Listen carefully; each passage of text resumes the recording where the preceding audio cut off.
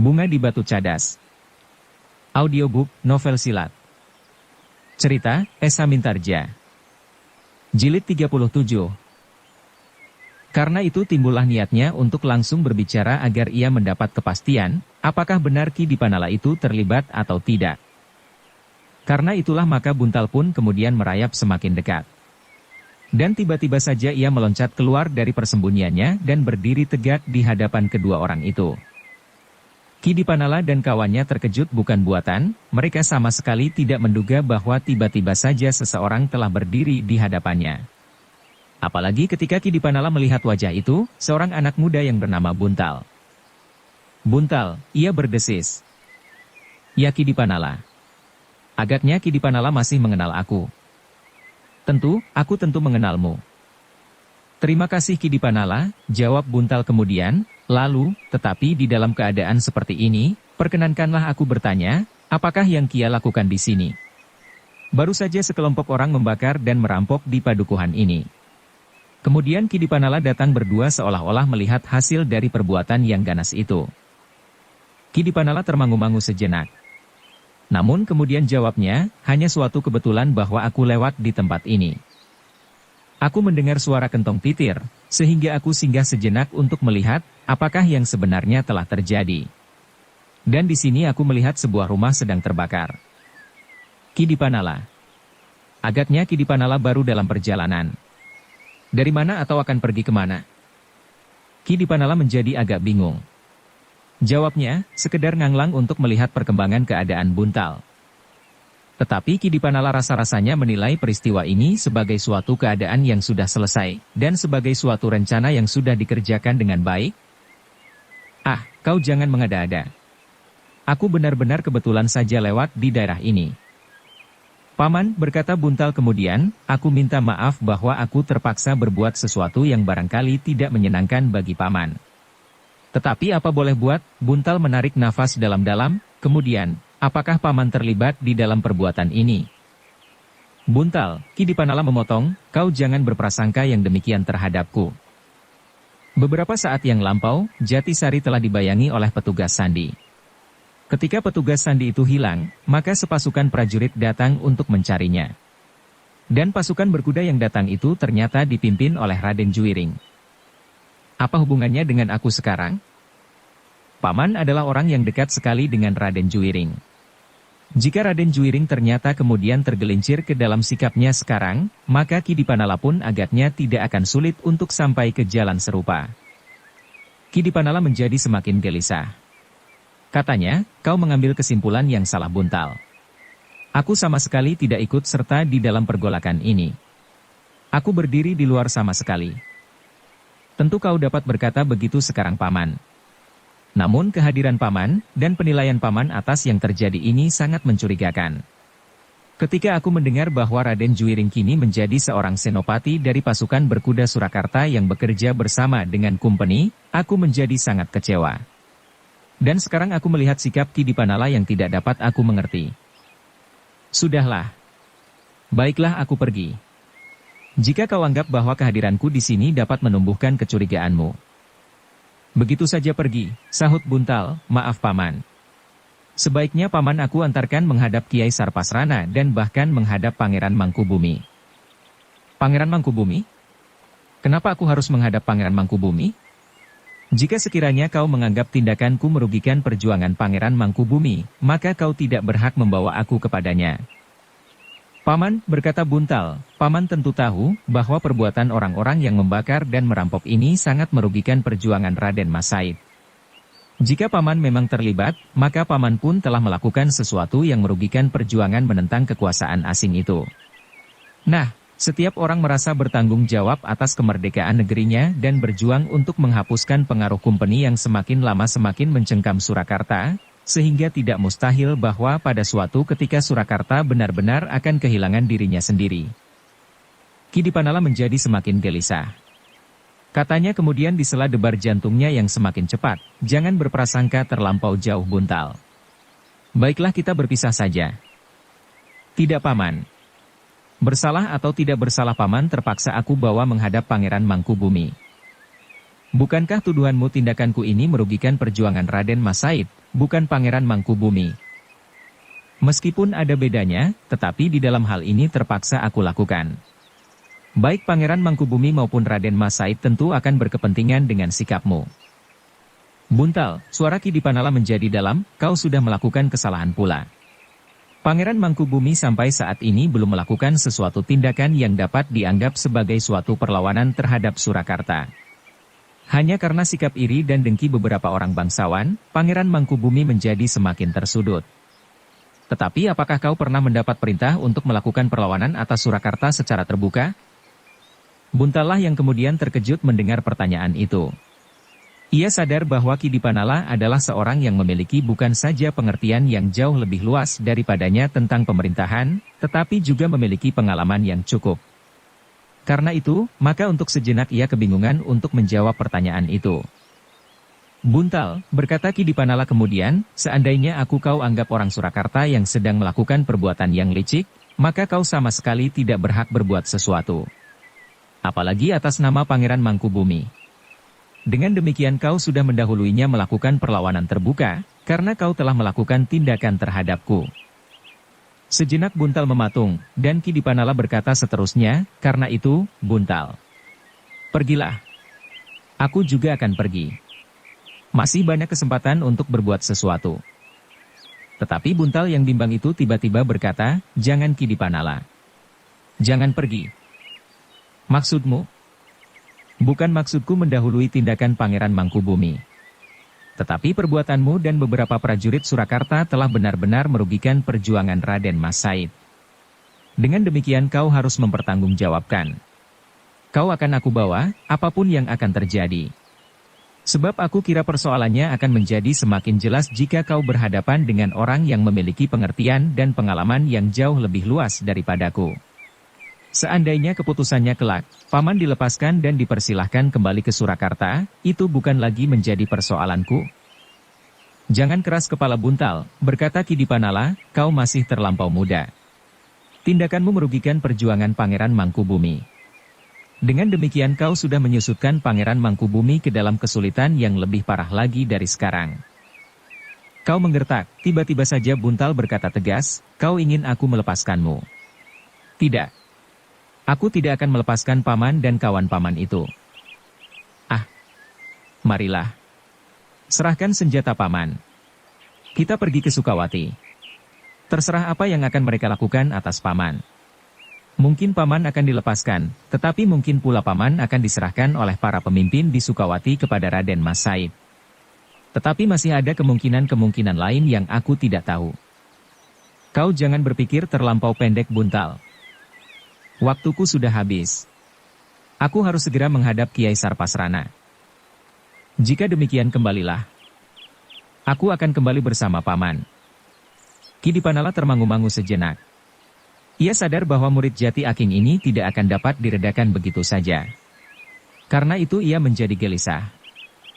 Namun dalam pada itu, selagi Ki Dipanala belum menemukan cara yang sebaik-baiknya untuk menghindarkan diri dari persoalan yang akan menjadi semakin rumit dengan murid Jati Aking ini, kawannya yang belum pernah bergaul dengan Buntal, tidak dapat menahan perasaannya lagi. Selama itu ia menyerahkan persoalannya kepada Ki Dipanala. Tetapi agaknya Ki Dipanala dipengaruhi oleh hubungan yang pernah ada sebelumnya. Karena itu, maka kawan Ki Dipanala itu pun segera menyahut Ki Dipanala. Kau sudah terlalu sabar menghadapi anak muda yang bernama Buntal itu. Kau sudah mengatakan segalanya yang dapat kita katakan. Tetapi ia tidak percaya. Karena itu, marilah kita tinggalkan saja anak itu. Kita tidak memerlukannya dan kita tidak berurusan dengannya. Tetapi jika ia akan menghalang-halangi kita, maka kita berhak menolong diri kita sendiri. Ki Dipanala menarik nafas dalam-dalam. Katanya, aku kenal anak itu dengan baik. Ia adalah saudara seperguruan Raden Juiring. Tetapi agaknya ia sangat terpengaruh oleh keadaan sehingga ia tidak dapat menahan hatinya lagi. Sudahlah Ki Dipanala. Marilah kita kembali ke Surakarta sekarang. Kau menghina aku, tiba-tiba Buntal menggeram, aku memang belum mengenalmu sebelumnya. Aku belum pernah mempunyai urusan apapun dengan kau. Tetapi aku tidak dapat membiarkan pengkhianatan ini. Orang itu mengerutkan keningnya. Sejenak dipandanginya Ki Dipanala dengan tajamnya. Namun Ki Dipanala menggelengkan kepalanya. Katanya, aku sependapat dengan kau. Marilah kita tinggalkan saja Buntal. Ki Dipanala. Aku tahu bahwa Kati adalah orang terdekat dengan Raden Juwiring. Kau adalah orang yang memiliki kemampuan yang dikagumi. Tetapi apa boleh buat? Aku harus memaksa kau datang menghadap Pangeran Mangkubumi atau orang yang dikuasakannya memeriksa persoalanmu. Ki Dipanala dan kawannya yang sudah turun dari atas punggung kudanya itu pun segera mengikatkan kudanya pada sebatang pohon perdu. Dengan ragu-ragu Ki Dipanala pun berkata, Buntal, apakah kau tidak dapat mengendalikan hatimu barang sedikit agar tidak terjadi sesuatu di antara kita? Persetan, serahkan senjatamu dan menyerahlah. Tetapi Ki Dipanala menggelengkan kepalanya. Katanya, aku tahu bahwa kau adalah anak muda yang memiliki ilmu yang luar biasa. Kau adalah saudara seperguruan Raden Juwiring. Jika Raden Juwiring kemudian mendapat tambahan ilmu dari ayahandanya, maka kau pun tentu mendapat tambahan ilmu dari Kiai Sarpasrana. Dan aku yakin, bahwa apa yang kau miliki tidak akan kalah dari Raden Juwiring. Ki Dipanala berhenti sejenak, lalu, Buntal, tentu aku tidak akan berani melawan Raden Juwiring, bukan karena ia seorang putra pangeran, tetapi ilmunya memang luar biasa. Karena kau memiliki kemampuan seperti Raden Juwiring, maka aku pun sebenarnya tidak akan berani melawanmu. Tetapi jika kau tetap memaksa aku untuk ikut bersamamu, maka apa boleh buat? Aku akan mempertahankan kebebasanku. Buntal mengerutkan keningnya. Ditatapnya Ki Dipanala dengan sorot mata yang memancarkan keraguan-raguan. Ia tahu benar bahwa Ki Dipanala adalah orang yang baik. Tetapi di dalam keadaan seperti itu, Buntal tidak mempunyai pilihan lain kecuali memaksanya untuk ikut bersamanya. Jika aku biarkan Ki Dipanala lepas, maka ia akan dapat banyak bercerita tentang diriku kepada Raden Juwiring, berkata Buntal di dalam hatinya. Karena itu maka Buntal pun berkata, maaf Ki Dipanala, jika Ki Dipanala tidak mau pergi bersamaku, aku akan memaksamu. Ki Dipanala tidak segera menjawab. Tetapi kawannya lah yang menyahut, tentu kami akan bertahan. Kami sudah cukup menahan hati selama ini, karena kami menyadari bahwa kami adalah orang-orang tua yang harus lebih berdada longgar daripada anak muda-muda. Namun jika kemudian menyangkut kebebasan dan keselamatan, maka terpaksa aku harus berbuat sesuatu bersama Ki Dipanala. Mungkin kami berdua tidak memiliki kemampuan mempertahankan kebebasan dan keselamatan kami setingkat dengan kemampuanmu, namun apa boleh buat? Kami tidak akan menyerahkan diri tanpa perlawanan. Buntal menjadi tegang. Ada pertentangan di dalam dirinya justru karena ia mengenal Ki Dipanala dengan baik. Namun kemudian ia pun menggeretakkan giginya sambil berkata, adalah salah kalian jika kalian berdiri di jalan yang salah. Ki Dipanala tidak menyahut lagi. Ia sadar bahwa pembicaraan berikutnya tidak akan ada gunanya. Karena itu, maka ia pun bersiaga untuk menghadapi segala kemungkinan. Buntal pun kemudian bersiap pula. Perlahan-lahan ia mendekati Ki Dipanala sambil berkata, maaf Paman. Mungkin aku akan menyakiti Paman. Ki Dipanala masih tetap berdiri-diri. Tetapi berdua dengan kawannya ia pun segera melangkah saling menjauhi untuk memecah perhatian Buntal. Tetapi Buntal tidak gentar, ia merasa bahwa ilmunya cukup kuat untuk menghadapi dua orang yang siap melawannya itu. Demikianlah maka di antara mereka tidak lagi dapat diketemukan cara yang baik untuk mempertemukan niat masing-masing. Dengan demikian maka jalan yang terakhir yang mereka tempuh adalah kekerasan. Ki Dipanala, orang yang sudah kenyang makan garamnya kehidupan, sekali-sekali masih juga menarik nafas dalam-dalam. Tetapi seperti kata kawannya, jika persoalannya menyangkut harga diri, kebebasan dan keselamatan, maka terpaksa ia pun melayani gejolak darah Buntal yang masih muda. Sejenak kemudian Buntal telah mulai menyerang. Seperti yang diduga oleh Ki Dipanala, maka geraknya mantap penuh tenaga, ia adalah murid perguruan Jati Aking dan sudah barang tentu. Buntal masih mendapat beberapa unsur tata gerak dari perguruan Kiai Sarpasrana yang dapat diluluhkan dengan ilmunya yang diterima dari Jati Aking.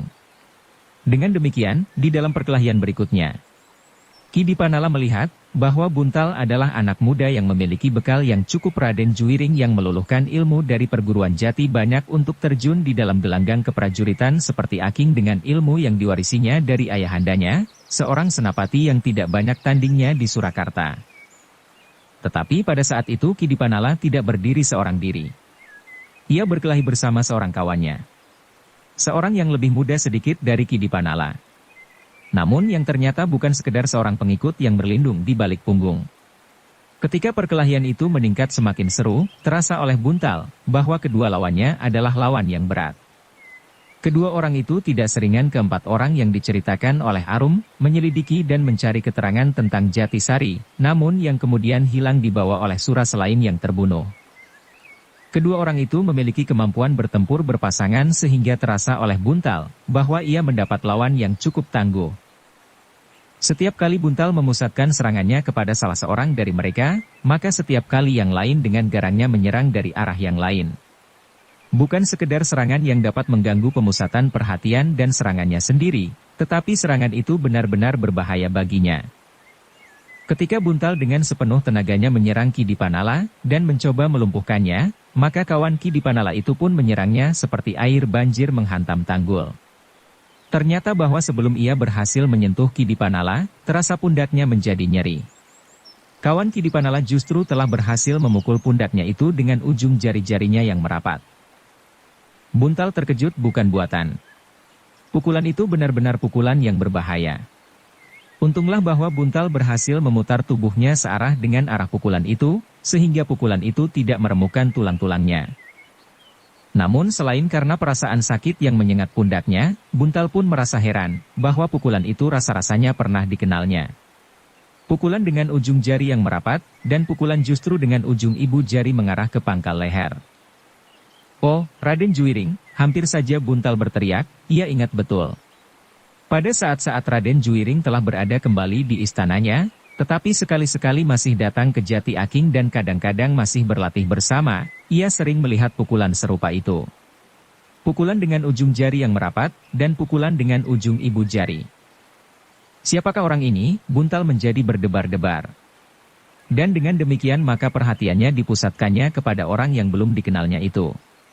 Seorang yang berpakaian seperti Ki Dipanala, seperti seorang abdi di rumah para bangsawan di Surakarta. Tetapi semakin lama Buntal menjadi semakin curiga.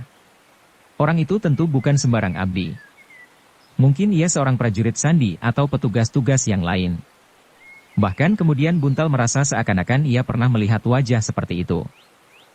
Namun Buntal tidak sempat mengingat-ingat. Serangan kedua tawannya rasa-rasanya menjadi semakin berat. Bahkan kadang-kadang hampir di luar kemampuannya untuk mengelakkan diri. Akhirnya Buntal kehilangan semua pertimbangannya. Ketika sekali lagi tangan kawan Ki Dipanala itu berhasil menyentuh lambungnya, sehingga perutnya menjadi mual, dan bahkan rasa-rasanya isi perutnya akan tertumpah keluar, maka ia sudah kehilangan pengekangan diri. Ia merasa bahwa kedua lawannya ternyata memiliki kemampuan yang bukan saja dapat mengimbanginya, tetapi justru terasa terlampau berat untuk dilawan. Karena itu maka hampir tanpa sempat berpikir lagi, Buntal telah menarik senjatanya. Ia tidak lagi dapat mempertimbangkan siapakah yang dihadapinya. Dan ia tidak sempat memperhitungkan bahwa ia berniat menangkap Ki Dipanala dan kawannya itu hidup-hidup dan membawanya menghadap Kiai Sarpasrana.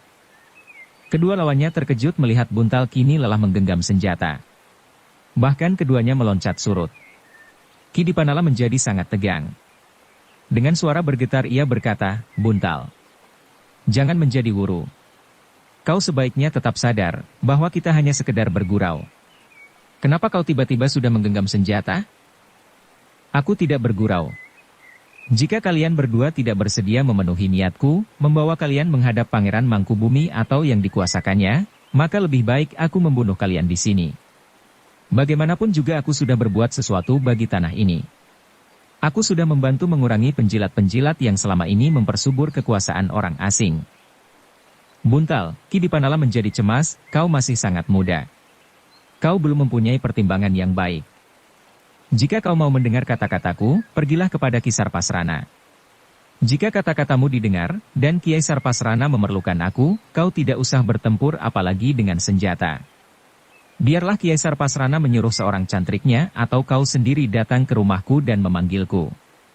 Aku akan datang. Tetapi tidak dalam keadaan seperti sekarang ini. Aku tidak peduli.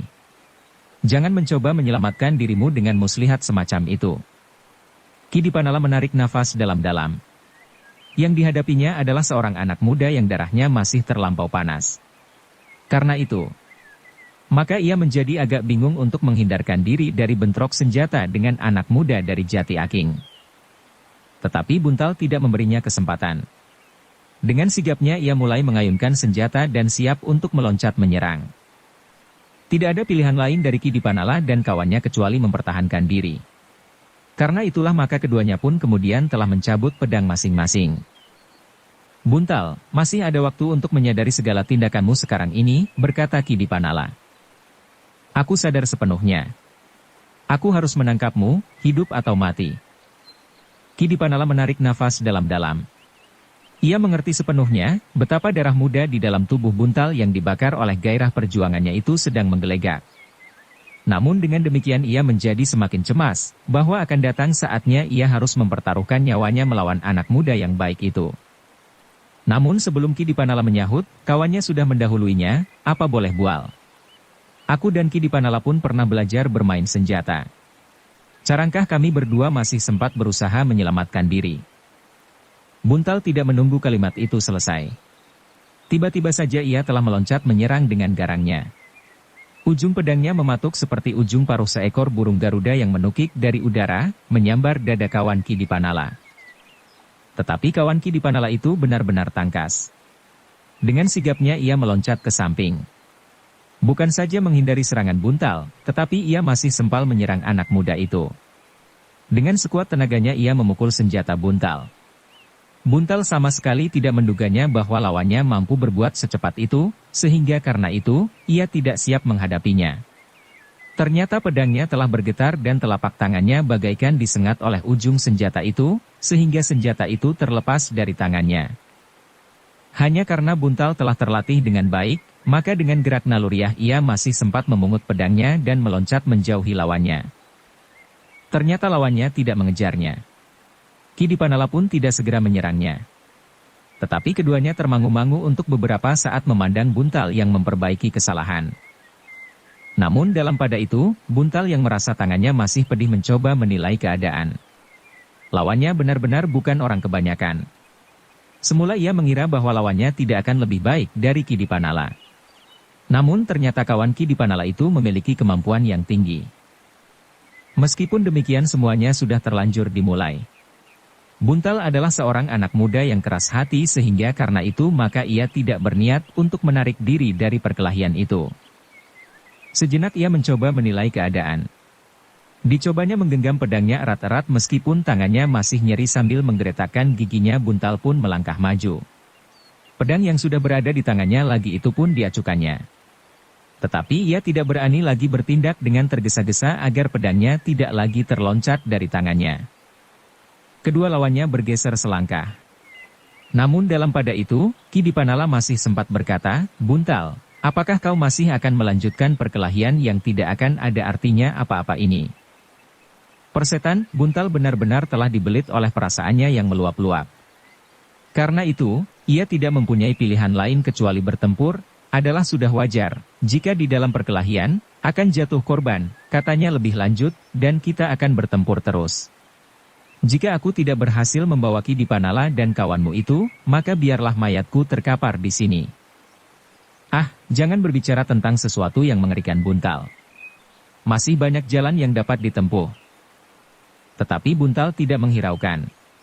Kali ini ia meloncat menyerang Kidipanala. Namun Kidipanala sudah siap menghadapi keadaan itu, sehingga ia masih sempat mengelak.